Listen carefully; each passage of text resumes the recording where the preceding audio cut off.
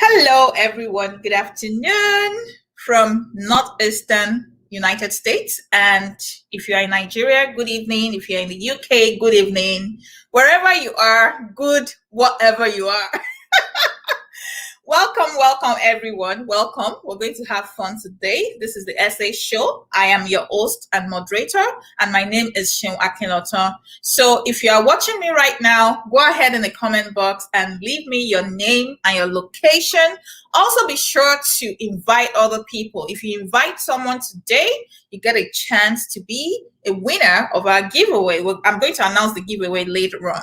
So we're going to get started. We're going to get started pretty soon. And our guest for today, her name is Liz Dederer. She's a 20-year, 5-time entrepreneur. Let me read that again, just in case you didn't get it. A 20-year, 5-time entrepreneur. And she has one core mission. She wants you to have fun while building a boutique coaching practice with the clients you love. That's what she does. And today we're going to be talking about your wage gap. She says your wage gap is showing and she wants to teach you how to close that up. I'm going to bring her on right now and then we're going to get started. But before I do that, I want to give a shout out to Lillian Zimmerman. And thank you, Lillian. Is that Lily? Okay. All right. And then I want to give a shout out to Oluwatosin Arodudu. Thank you so much for joining us today. I'm going to bring in Liz right now and we're going to get started. Hi, Liz. Can you hear me? Hello? Hello? Hello? Hi, Liz. I'm not sure she can hear me. Hold on one second. Hi, Liz. All right. Yeah, so we're going to be talking about, I lost her there. We're going to be talking, she said that your wage gap is showing and she wants to help you close it. We all want to make more money. That's a given. I'm sure I want to make more money. I don't know about you, but I think you also want to make more money. So how can we make more money, whether you still work in corporate, whether you're an entrepreneur, whatever it is, maybe even if you're a full-time housewife or house husband. Oh my God, I'm so silly today. All right, so Liz is ready to show us how we can make more money. But because she's having technical difficulties right now, we're going to go on a short break. Don't go anywhere. I'll be right back.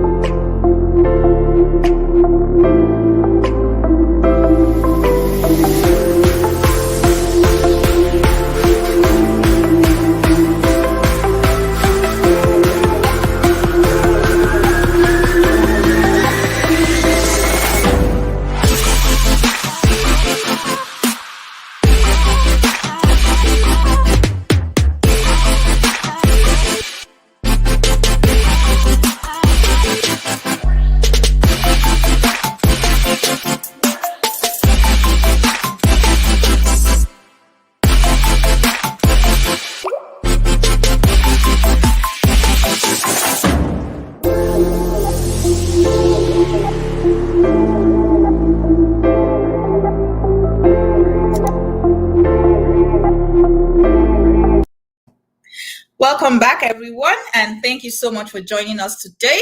This is the SA Show. If you are just tuning in, please go ahead and leave your name and location in the comment box so I can give you a shout out. And today we have a giveaway if you invite someone. So go ahead and invite a friend right now. I'm going to bring Liz on board now.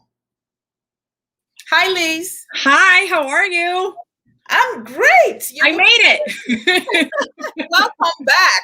Yay.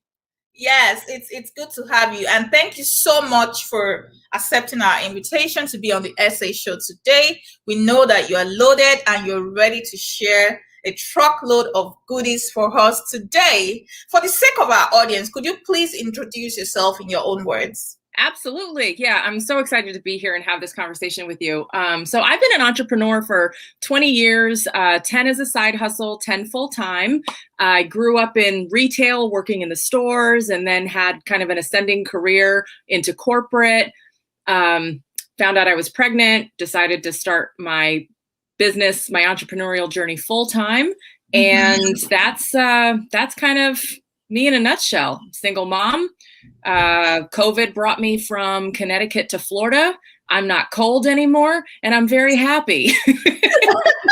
Yeah, you look very happy. Yeah. I'm so cold over here. It's like so cold, but it's getting better. So I'm thankful for that. And I don't like it when it's so hot as well. Yeah. I was in Florida, I think 2017, and the weather was just beautiful. It was like 69, 70. I'm like, yes, this is great. I wish I could have this all year and I'll be fine. So welcome, welcome, welcome.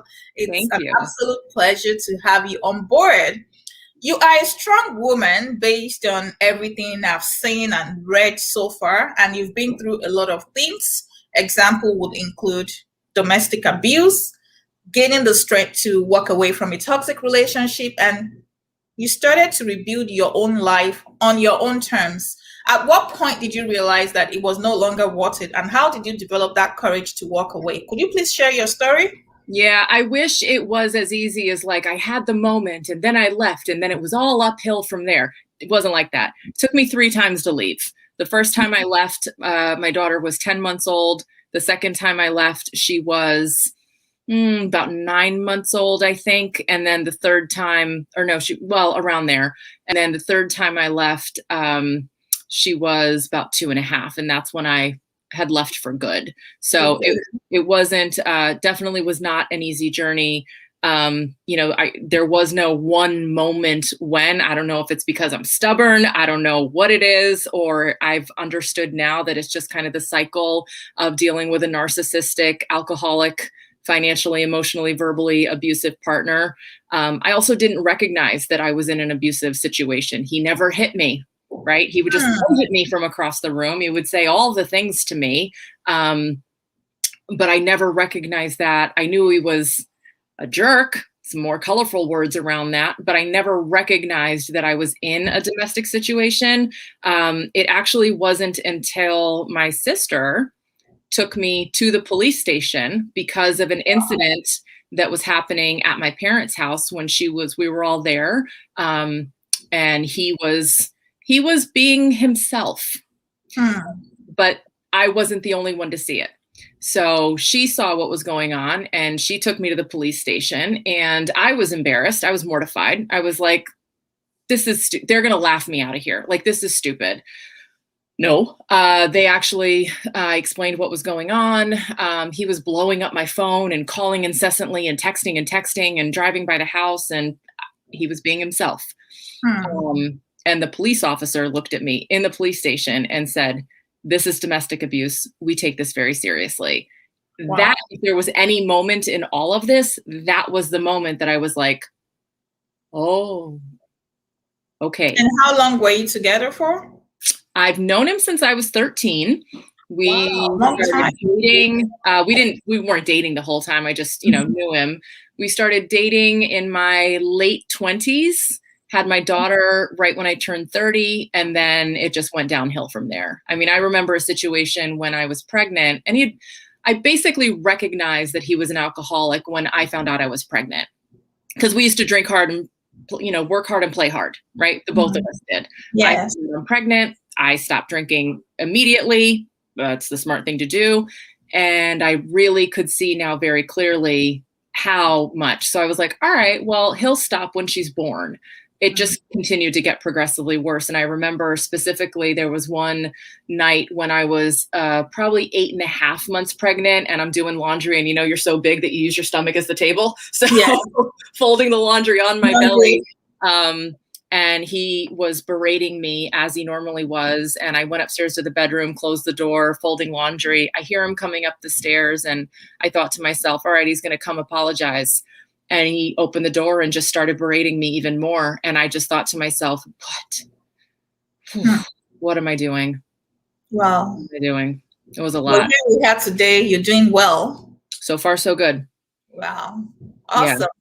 All right. So now let's talk about balance, because I know that, you had your corporate thing, and it can be difficult for a woman to balance family and work. So what was your experience in corporate, and at what point did you decide to leave? It's not as simple as balancing family and work, because I had this whole train wreck of a life going on in the background. So not only did I have to, I started my company. I had a web design and marketing agency that has since kind of transitioned very organically into selling with service and the sales school for entrepreneurs. But I started that when I found out I was pregnant. I started my first business when I was 18, so I wasn't unfamiliar with entrepreneurialism. Fast forward, find out I'm pregnant, and basically said, you know what, if I'm ever going to do this entrepreneurial thing full time, I've got to do it now, or I'm going to have to wait 18 years. And with everything that was going on, I was like, nope, I've got to do it now. So started the business. So I'm working the business while I'm pregnant, working full time, and dealing with this train wreck at home, and coming to work pretending like everything's fine, which you can't do. And then nobody at work is educated to know what's going on. Human resources is a joke, right? So they have no idea what's going on. And then it was a really, really bad situation.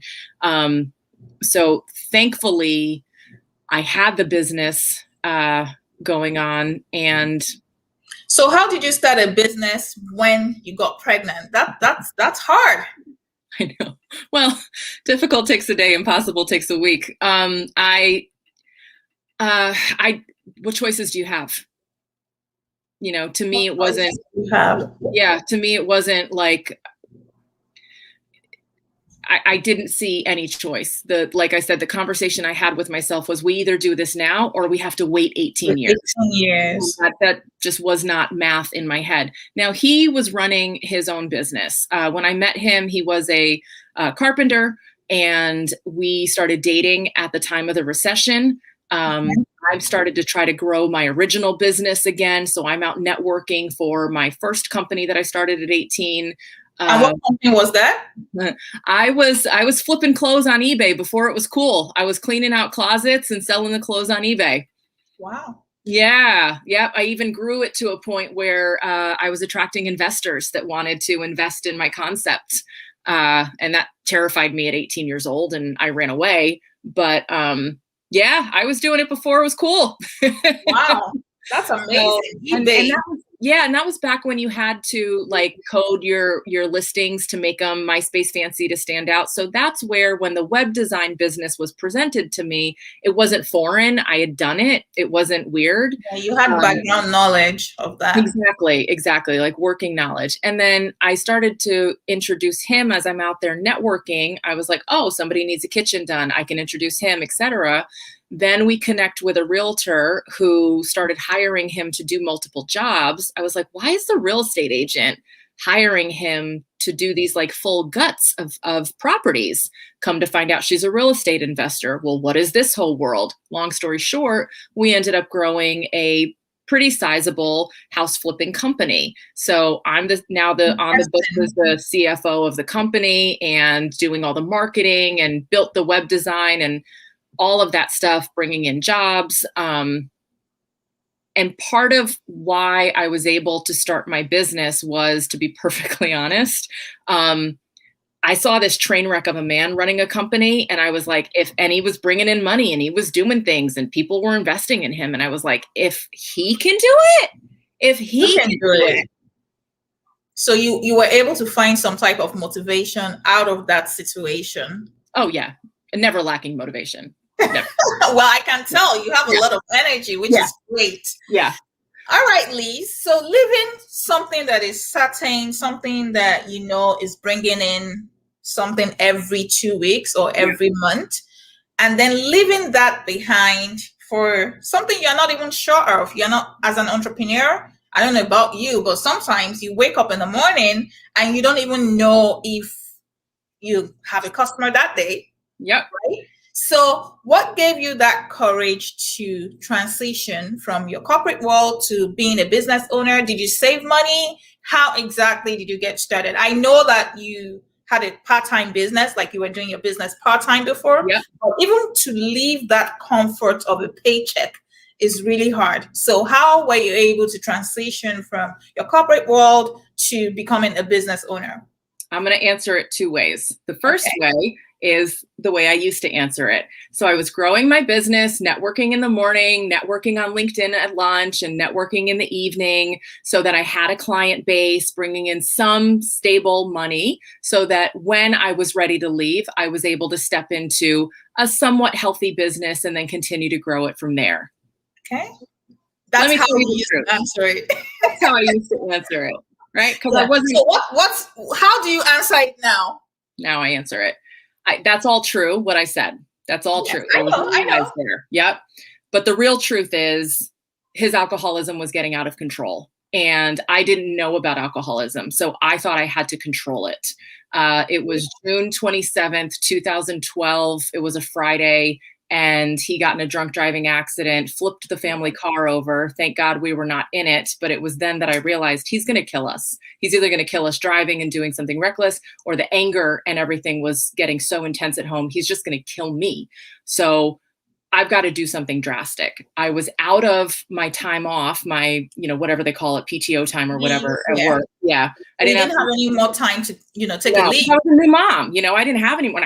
I didn't, I basically was a new single mom, right? I didn't have any support. So, I had my parents, thank God, but I didn't have anything from him. So I went to HR on Monday, again, useless. And I said, I'm out of time. Like, if something had happened to him and I needed to be there right now, what does that look like from a dollars and cents perspective? Okay. And I didn't like their answer. And I left that Friday. It again was, there was no choice for me. There could have been, right? But I did not see a viable choice. Right. I needed to be home to control the situation, monitor the situation, which come to find out later, that's not how it works. But that's how I did it. I just, Nike style. Wow. It's amazing. I was just thinking, did you try to get him help? Did you try to enroll him with any therapeutic services? Yep, we started researching AA. I was going to Al-Anon. He was going to some meetings. He had a sponsor for a while, got him a therapist. And he was sober for 7 months. We had a dry house and everything was great and wonderful. Actually, I didn't know about alcoholism. So we were both, not drinking in the house at all for 7 months.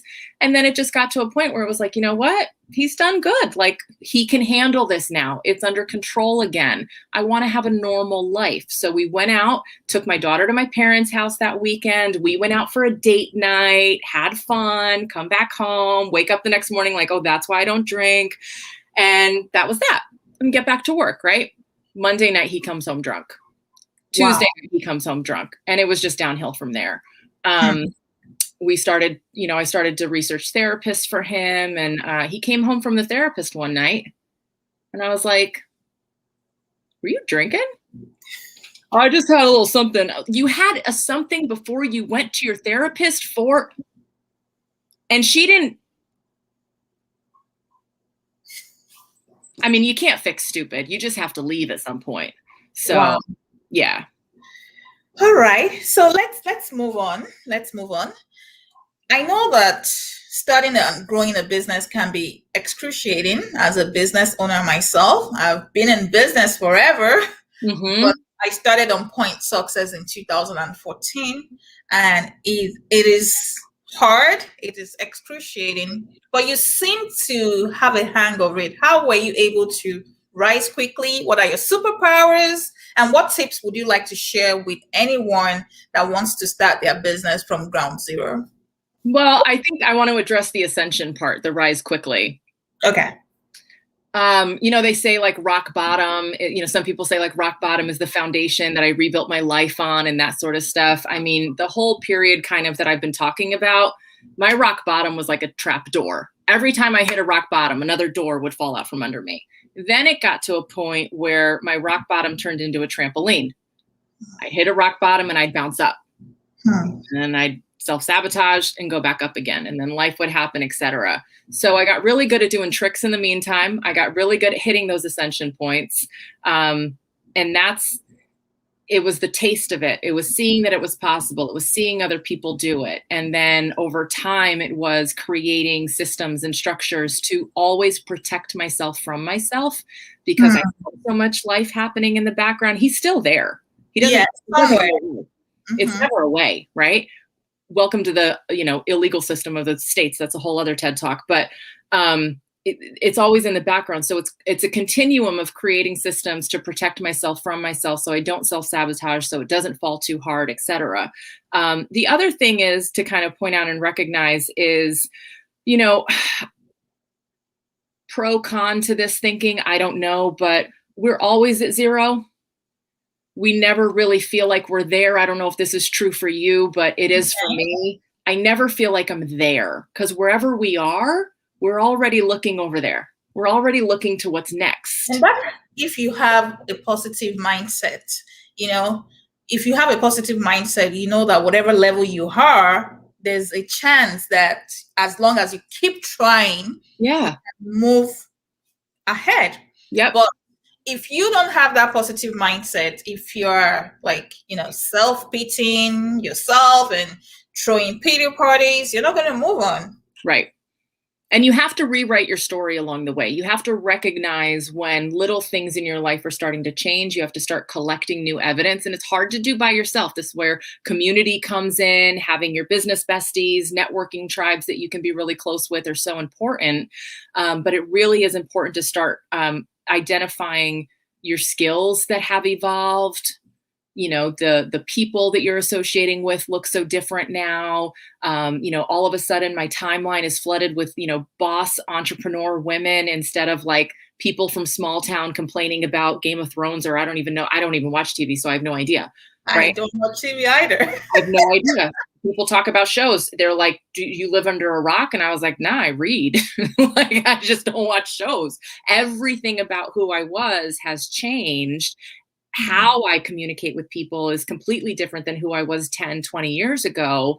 And what made you change? Is there any specific thing that helped you change? When you ask me that question, a moment came to mind.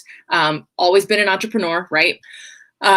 Probably, and dabbled in different things over the first 10 years of the side hustle, trying anything, right? Selling this, selling Avon, selling makeup, selling whatever. I had started it was a network marketing company that I started, and they teach you to have like your home party to kind of kick off. And I invited everyone that I knew. I made all this food, made a huge fuss about it. Nobody came. What? Nobody came. Nobody came? Nobody came. How does that make you feel? That was the moment when I recognized it's time to do a friend cleanse, because these people are not going to get me to where I want to go. I don't really know where that is. It's just not here. So the people you were expecting were your friends, your neighbors, the people you met at church or at the store, whatever. Yep. And you invited them to this party and no one showed up. No one showed up. So what did you do next? I ate all the food. I had a really big pity party, really big, over the top pity party. Wow. And then you move on. And it wasn't like the next day I woke up and changed my phone number and moved. It was over time, just slowly I stopped calling people back. And then I recognized that they weren't calling me either. I stopped going to hang out with them. I spent a little bit more time at the meetings with my entrepreneurial people, started reading a little bit more books. And it's a very, very gradual change. But I just started to kind of set the intention that this ain't serving me anymore. Like, I'm good. I don't hate you. I have no I'll see you and say hi. There's no ill energy whatsoever. Yes. You're just not going to get me to where I want to be, because you staying, how do I want to say this? It's my changing of myself, growing into the next version of myself is uncomfortable for them along. Yes. Yeah, it's uncomfortable for them because it makes them look at the fact that they're not growing with me and they're staying where they are. And it's not a negative. We need everyone to be in all different places. Yes, we can't all be on the same level at the same time. And exactly. I always say that if you are not growing with me, you are not going with me. Exactly. If you're not adding to it, at that level, that's fine. But I'm ready to move on because I want more. Yes, if you're not adding to what I'm doing, then either I will subtract you or you will subtract you. And I heard a fantastic phrase that said, there's no such thing as one-way liberation, meaning that if it's not working for me on some level, it's not working for you on some level. And it's just a function of who's going to acknowledge the misalignment first. It's not a negative. There's seasons, reasons, lessons, blessings, and it's our job as women who have stepped into the ultimate personal development machine, which is self-employment. Yes. It's our job to recognize as we change and evolve, is it healthy to maintain relationships? I mean, I have a black thumb. I can't grow a houseplant to save my life, but I've heard people that are able to do this say you need to trim off the dead branch, even though it's not growing, it literally sucks the life out of the rest of the new ones that are coming beneath. It's like your hair. If you don't trim the dead edges, it's not going to look healthy. It's not going to grow. So I really get it. And I relate with that. Sometimes we have to get to that point where we have to let go of certain relationships because they are not just ready to go to that next level that you're shooting for. And it's fine. It's fine. Yeah, it's fine. Yeah. I'm going to read some of the comments. And we start with Oluwato Singh. She said, difficult takes a day, impossible takes a week. I love that. Jay-Z, yeah. I can't take credit for that. Okay. Amala says you can't fix stupid. You just have to move on. Dr. Vivian says you can't fix stupid. Absolutely. You can't keep fixing people. There has to be a time that you walk away. You have to write your story. Mm-hmm.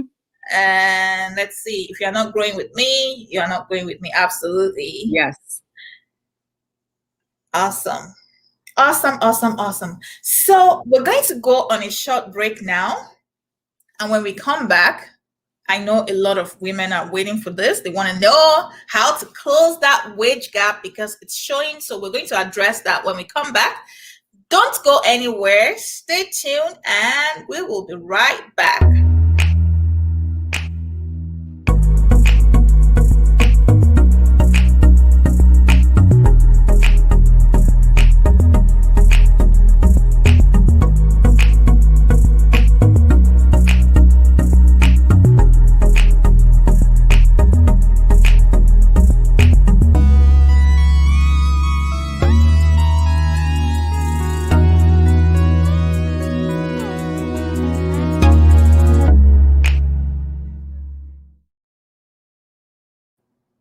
Welcome back, everyone. If you are just tuning in, this is the SA Show. My name is Seun Akinlotan. I'm your host and moderator for today.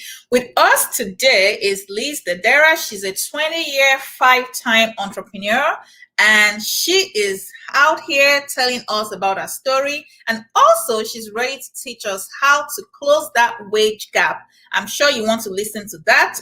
And if you have not invited your friend to this show today, go ahead and click that share button, invite your friends and let them be a part of this. So Liz, welcome back. I'm happy to be. I'm loving this conversation so far. This is great. Yes, this is great. This is absolutely great. Now, it's an open secret that a lot of women, especially women, we don't have the courage to charge our worth as business owners, or even if you work in corporate. Typically, a man would, have this courage and say, you know what, you need to pay me this.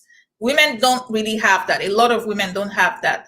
What tips would you like to share with women on how to charge for their services without feeling guilty? Or if the woman is a corporate employee, what tips would you like to share with such women so that they can truly be paid what they deserve? They can be paid based on the value they bring to the table.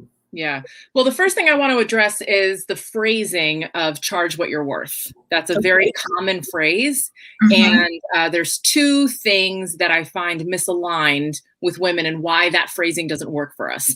Charging is a very masculine energy. We charge forward. That's a masculine upper body. We don't operate like that. So charging is not... It doesn't align with us. And then we wonder why we're not doing it. The second part of that is the word worth. And I would venture to say that we actually are charging what we're worth, because the problem is we don't value ourselves. So we don't feel that we're worth very much. Wow. So why don't we value ourselves? We're not taught to. It's frowned upon. You know, you can't be boastful. Then you're the other B word. Women are we're mean girls to each other. We're the worst. I mean, there's so many reasons why. And then, so that's how we are to each other. And then you add in the whole societal thing, like, oh, we've never actually had access to money. Like, it was not until 1974 in the States that a married woman was able to get a bank account for herself in her own name without her husband's permission. It wasn't until 1988 that a woman business owner was able to get a loan from the bank without a man's signature. Wow. Yeah. So we've never had access to it.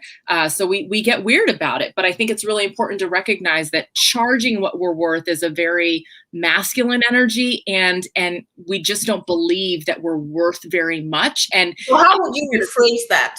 Yeah, I rephrase it to speak your value, own your worth. Speak your value, own your worth. I have a few tactical things, because it sounds great in concept. Like, okay, yes, I like what does it actually look like? So what that actually looks like is to stop apologizing. And I don't mean like if you bump into somebody at the grocery store, like, yes, you apologize. If you run over somebody's toe, you apologize. What I mean is when you show up late to something, you don't say, I'm sorry. You say, thank you for your patience. And notice I'm sorry. It's just noticing. There's nothing necessarily wrong with apologizing in that situation. It's just noticing the frequency in which we apologize for things that really bear no apology. I know we're social distancing now, but to the best that you can, next time you're at the grocery store and you see a woman staring at something, right? Start kind of creeping up to her, and 9 out of 10 times she will look at you and say, oh, I'm so sorry, and then move out of your way. I'm sorry. You're sorry for what? I know what you mean. All the time. That's where the phrasing, excuse me, ma'am, your wage gap is showing. Like, stop apologizing. The other thing too, I've got 4 little points I want to talk about. The other one is removing the word just. Removing the word just? So what does that word do? It kneecaps your sentences. It just knocks you right down. I just want to say this. Okay. I want to say this. I was just thinking. It just see, I do it every time I talk about it. I say it. It minimizes what we're saying. It's little things like this that are so subconscious and so pervasive that noticing them will help us to remove it from our vernacular. And through that action of noticing it, we are also going to notice what else we're doing in line with that. Okay. Yeah. There's another little strategy I use. This one might be a little controversial, but this is me. So this is what I talk about. I like to ask, we all have that voice in our head. And, I like to call this guy my inner mediocre middle-aged white man. What would he say? My name is Kevin, and whenever I get in these situations where I'm like, no, I really shouldn't, or whatever, we all do it. We're all guilty of it, right? It's just it's there.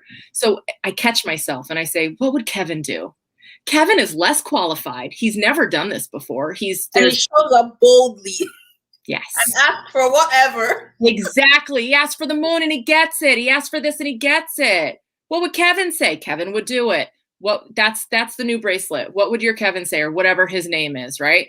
That's one thing. And then the last point about really like closing the wage gap is really to consider how much we've been conditioned not to talk about money. And again, this comes from not having access to it, right?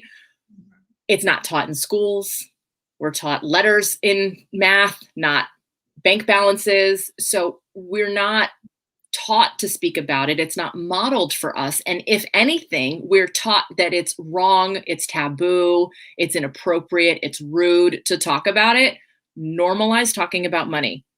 There is no law on the books anywhere in the States that says that you're not allowed to talk about your salary with your coworkers. Start talking about your salary with your coworkers. That's going to show the gender inequity, and that's going to show the racial inequity. The average is, from generally speaking, that women make 82 cents on the dollar compared to men. That is white women making 82 cents on the dollar compared to white men. When you bring race into the equation, it is so disgusting. It is so disgusting. So one way we can start to have these conversations from a stronger point of view, we're not the best at advocating for ourselves. Yes. It's just a fact. So we don't have to be, but we're bad at advocating for other women. So let me ask you, Liz. Yeah. Let's say you are working in an establishment and you know for sure that your white counterpart is being paid so much more than you are doing. What would you advise such a person? How would you approach such situation? Meanwhile, I also want to ask, if you believe that your income needs to be increased, or your wage, or whatever you're being paid at work, how should you approach that? So the first part is, let me clarify, the white counterpart, is it a man or a woman? Man. Okay, a white man making more. Generally speaking, and I was just on a podcast the other day. For the same work. Same. Same level, same value being brought to the table. Yep. The only difference is the gender. Yep, gender and color. So that's, generally speaking, the men are just clueless to it. Okay. And it's an opportunity to say, would you be open to discussing the possibility that there's a wage gap? Okay. Have the conversation. Generally speaking, most men would be open to it. Okay. Right? They're just clueless. These sweet men, they have no idea. So open the conversation. Show your pay stub. I'll show you yours if you show me mine. Start to notice the inequities. If he sees it, this is where the burden falls on the one who's making more. If he sees it and he's making more, he needs to go be your advocate ally. 100%. It's unfortunate. Or that's whatever. If he likes you. What if he doesn't like you and he doesn't want you to make as much as he's making? That's a whole other conversation. And then it's time to look for another opportunity and getting out of there. And, now there are laws in place where they can't ask you what you made at a previous employer. So that's going to start to kind of even things out as well. But Aaron, let's pretend that he does like you, and let's pretend that he's just sitting there in his little white privileged, clueless bubble. Pop that bubble and show him. If I'm in the corporate space and a woman of color comes up to me and says, can we have this conversation? First of all, I would broach the conversation. Hey, paycheck to paycheck. I just got to make sure that we're even. If I see an inequity, I'm going right to the top. Help me understand why you're paying her less than me. Help me understand. And while we're at it, show me your paycheck. Help me understand what's going on here. We have to advocate for each other. Now, with that, here's the caveat. You have to be prepared for the uncomfortable truth that they might not like that conversation and might not want you there. And they may let you go eventually. Mm-hmm. They will make it very uncomfortable for you. And no social justice movement has ever been made, with sunshine and roses. Wow. We have, it's just unfortunately part of it. But we have to start talking about it. We have to normalize talking about money. we have to normalize talking about money. I'm going to read some of the comments that we have. And basically, what you said, speak your value, own your worth. Dr. Vivian, own your worth, stop apologizing. Yep. And it's so true. Every time we're so quick to say, oh, I'm sorry. Oh, I'm sorry. Wow. Okay. Yes. Olajumoke says, I get it. The word just reduces our worth. It's like we're trying to tamper down our worth. Interesting. And then this is big for me. Normalize talking about money. Sometimes it can be so uncomfortable talking about money, but it's something that we can practice and then we can get better with it. Okay. It's only uncomfortable because we don't do it, and we've been conditioned to believe that it's rude, it's icky, it's taboo. So the more that we help each other to normalize it, the more normal it gets. If we're going to be weird about anything, it should be about time. That's our non-renewable currency. We're not getting that back. We should be way more penurious with our time than we are with our money. We should feel way more weird about giving away our time than we are money. Money's a concept. It's not even real. Wow. It's just money is the concept, is not real. It's not even real. Okay. So I wanted to ask you if you have any tips to share with someone just started working and she realizes that she's being paid considerably less. Do you think that she should just look for another job, or should she approach human resources? Like, no one wants to stand up for her, right? So what should she do in such situation? We should always be looking for another job. We should always be looking for another job. We should always be looking for another job. Why do you say that? What loyalty do they have to us? And what opportunities are we not seeing because we're so lasered in on where we are? Don't get sucked into it. We should always be looking for another job. They would have no problem replacing you tomorrow, and you don't know what opportunities you're missing. Always be looking. Always. You're not going to get weird about interview skills. You're going to get better about interview skills. You're going to be a boss at negotiating. And when you're always looking for another job, you've always got a foot out the door. You're less afraid to have the big, bold conversations. But isn't that going to put a dent on your loyalty? Because I know that some employers look for loyalty, like they look at your resume and say, oh, why are you changing jobs? It's a lot less now than it used to be. The entire culture has changed, and there's a lot of more. These are obviously the progressive companies, right? So the more forward-thinking companies that are going to be around are the ones that understand I want varied skill set because we are changing so quickly. If you're in one of the larger, more dinosaur type establishments, they have those dinosaur type thoughts that loyalty, et cetera, but they don't reward loyalty anymore. So why should you stay? You're losing money every single year because you're going to make more money if you go elsewhere. That's a known fact. So we need to always be looking for a job, and knowing that we're marketable will increase our confidence. Yes, to say the things. We're not going to be so afraid that we're not marketable because we're going to be getting offer after offer after offer. And we're going to practice negotiating. If you've got 5 interviews lined up in a month, you can practice negotiating. You can do the bold ask because you're unattached to outcomes. So you can show up as the truest and best version of yourself. Wow. This is great. Awesome. So one thing that I've not told our guest today is the fact that you are the founder of Selling with Service. And what that means is that you are a sales expert. So for our business owners that might be watching you right now, what are your top 3 tips for, let me say, doubling your sales in the next 6 months to maybe 1 year? Yeah, so it's kind of like what I was just talking about. It's when you have a full pipeline, you're never attached to any one outcome.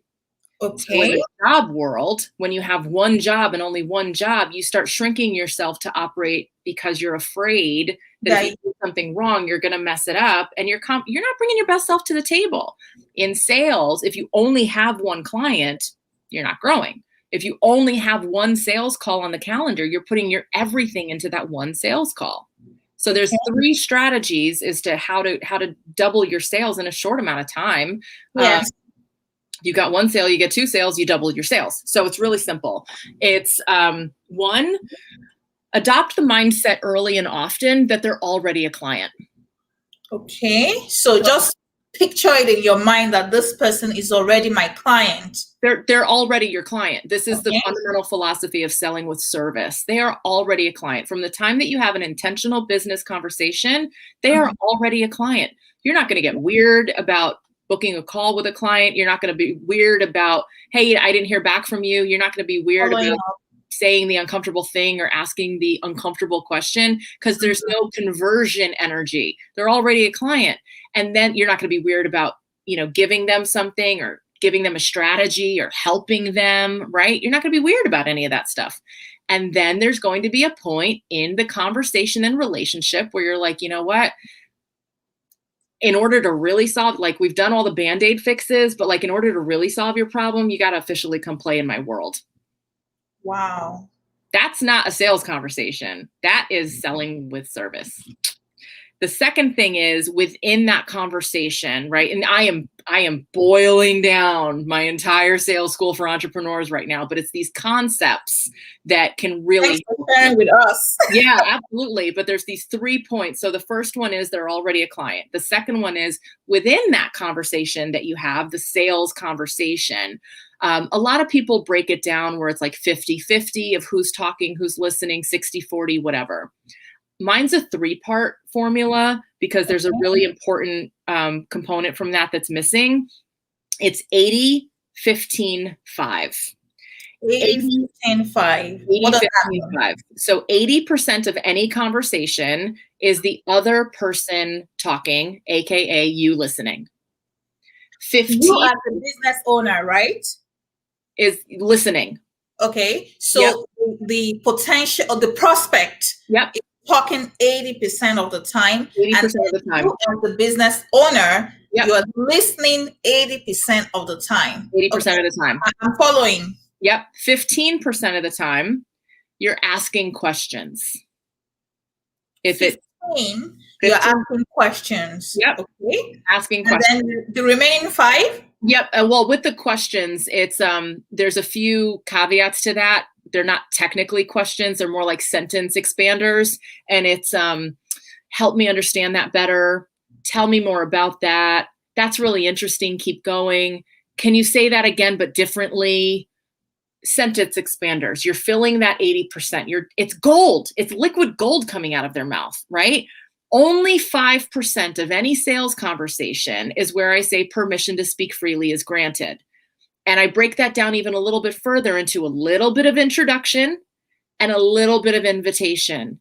Everything else, if it's leaving your mouth, it's in the form of a question. If Alex Trebek wouldn't allow it on Jeopardy, it doesn't leave your mouth. That's funny. It has to be in the form of a question. So how did you come up with this formula? Because this is interesting. As an entrepreneur, and I've been in sales calls, or I'm trying to sell something to someone. And of course, I know that I have to listen so much more than I'm talking. But I'm just wondering how you came up with this formula of 80-15-5.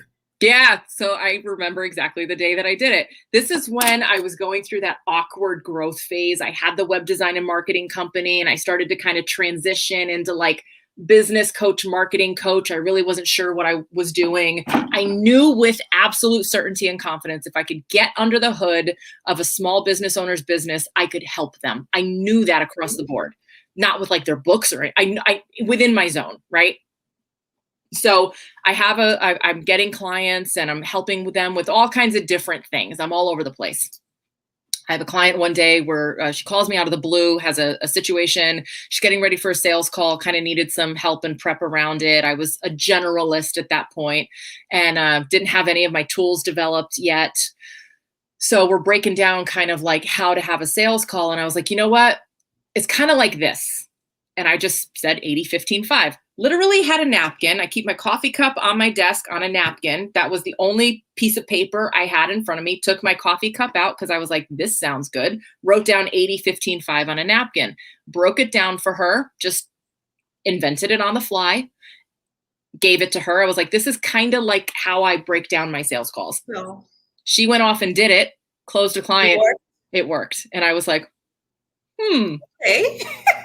Light bulb Said it again to someone. And this is literally how I said earlier that I had to create tools and systems to protect myself from myself. Yes. Because I was always in such a precarious mindset with everything that was going on. I always had to have a baseline of structure. I love my form. Develop structure. I always have to have some sort of system and structure. So this is how everything within my sales school for entrepreneurs was born. Literally, things that I said or noticed that I helped a client with, that I did for myself, that worked to protect myself from myself, because I was always giving it all away. Undervalue, please. The first coaching package I sold, 3 sessions for $99, and I drove to you, and I bought you lunch. You give too much. I was paying people. I was basically paying them. Like, what is that? Crazy. Too much. All right. So you talk about sales school for entrepreneurs, and I know that we might have some entrepreneurs on board. I'm an entrepreneur myself. So I'd love to learn more about how your sales school for entrepreneurs work. And one other question I also have is, now we're talking about how to attend a sales call or how to convert a prospect to a customer. Do you have tips for even getting the prospect on board? Because it's when you have people that are interested in your business that you can actually come up with a structure and say, you know, I'm going to attend this sales call like this. But if you don't have prospects or suspects coming to ask for inquiries, you don't have a business. So I want some tips on that as well. So because women are not natural hunters, I don't teach hunting. I don't teach going out and prospecting. It keeps us in sales energy. We're not able to think that they're already a client because we're hunting them. We don't do the 80-15-5 organically. Like, it just keeps us in the wrong energy. I've tried to teach that. It doesn't work every single time. So how do you get people coming into your business to ask about your services? So it's a process that I've created called the Conversation Creation Challenge. It's a 5-step thing. It's a free thing that I do just because I want more people to be having more conversations so that they can practice and get better at these skills. Okay. The way I teach it is I teach how to send a normal human message on LinkedIn to a human. We're all getting the spammy stuff.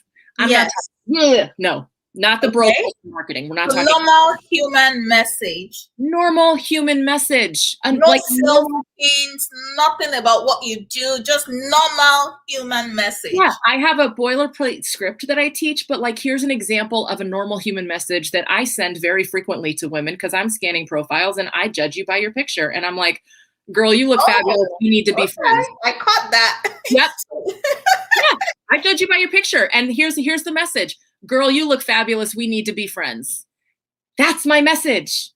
Girl, you look fabulous. We need to be friends. That's my message. That's my real big, complicated marketing message that I send. Big, complicated marketing message.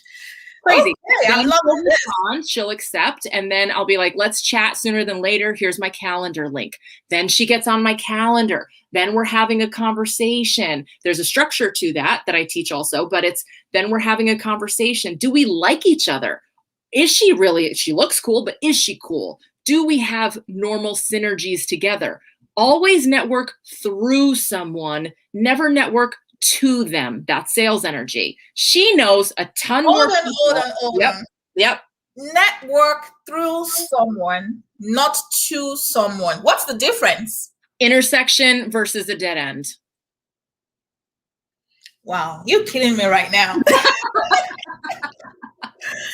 Okay, I'm listening. I'm following this. Yeah. So if I were to approach you on LinkedIn and we had a conversation and I'm trying to listen for your pain points and I'm trying to figure out how to get you as a client, guess what I'm not hearing? I'm not hearing anything beyond my wants and needs. I'm not hearing anything beyond my limitations and scarcity. I am not selling with service.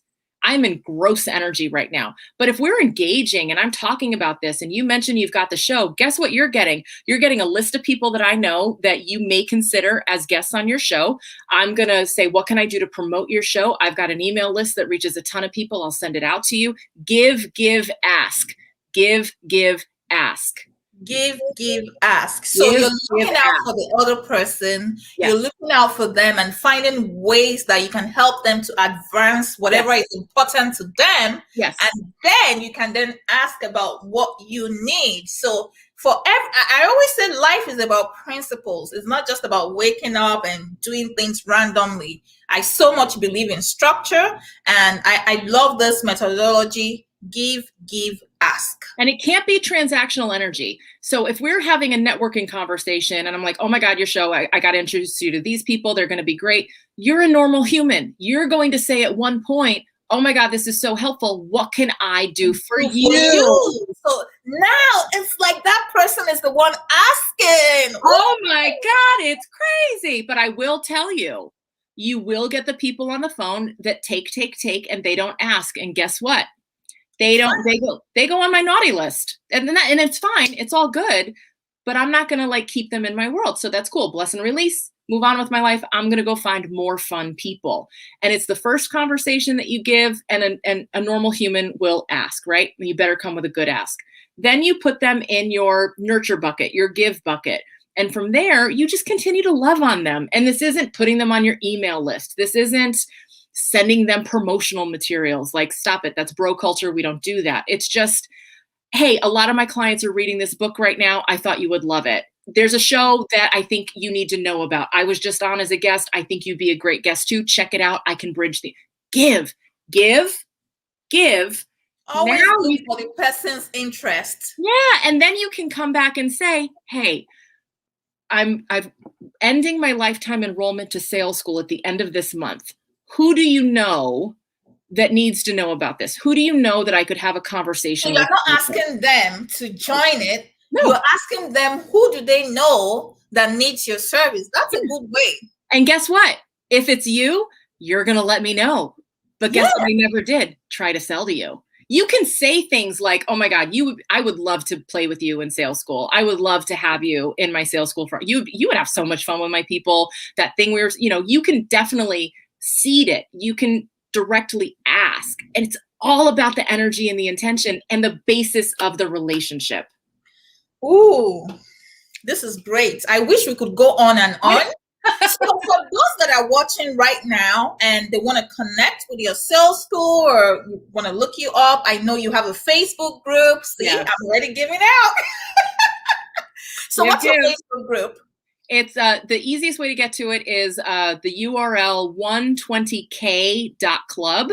It's the 120k club for women entrepreneurs, because 6 figures is not a number. I'm so over that in the marketing space. 6 figures is not a number. Not a number. So what's a number? 120,000. That's the entrepreneurial minimum wage. That's where we work to get you to. No one's ever complained. That's where we work to get you to. And from there, you can do what you want. But that's the minimum wage that we bring you up to. All right, people. I'm not sure if you heard it right. She says the minimum wage she wants to get you to is $120,000. I'm not talking about Naira. I'm talking about dollars. So look her up. Her name is Liz Dederer. You can see the name on the screen. And I wanted to ask, if you invited someone today, please leave the name of the person so that maybe you'll be the winner of our giveaway for today. While I'm waiting for that, Liz, if you turn back the hands of time to 20 years ago, what one thing would you do differently in 30 seconds? Oh, in 30 seconds. We're out of time. I know. In 30 seconds, I would put a lot more focus on my finances. I'd put a lot more love into my relationship with money. I've always struggled on the keeping it side of things.